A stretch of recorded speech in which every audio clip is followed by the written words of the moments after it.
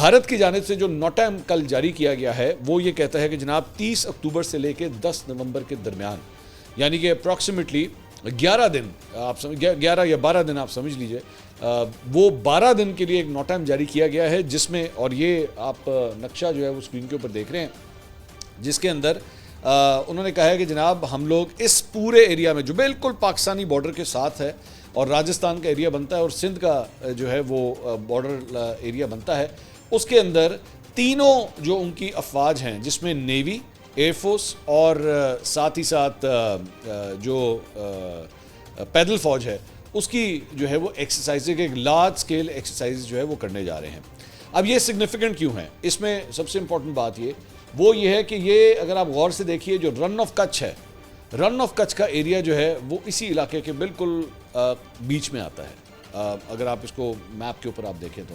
तो ये इंडियन वाली साइड पे जो है वो भिंबर, जोधपुर और